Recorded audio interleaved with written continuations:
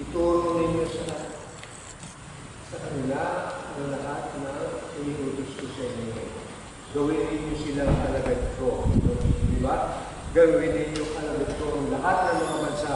At pinyagan ninyo sila sa ngalan ng Ama, ng Anak, at ng Espiritu Santo.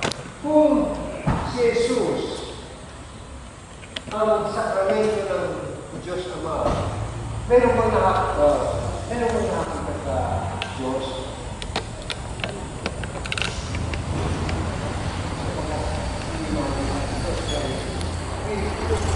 Ngayon, para siya makilala, di ba, salita siya ni Abraham, at Pagtipan, salita ni Moises, ng mundo, at sa marami sa Isaiah ng Israel, ay nagsalita niya sa mga propeta at iba't ibang pangyayari.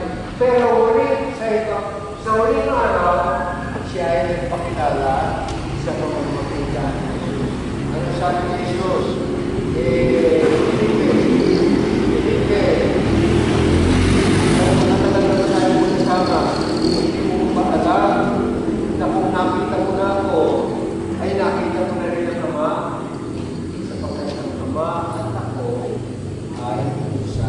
Sa mga tuwid, si Jesus, sa kanyang pagdating, ay nakilala na natin, nakita na natin ang Diyos.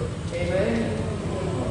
Si Jesus, ang sakramento ng Diyos Ama. Nang siya ay lumakay sa langit, sino ang naging langit? Ang dalawang puson at bakit simbahan. Ang simbahan, makikilala natin si Jesus. Siya ang simbahan, sakramento ni Jesus. Kaya natin nakikilala si Jesus ay gawa ng simbahan. Sa pamamagitan ng ito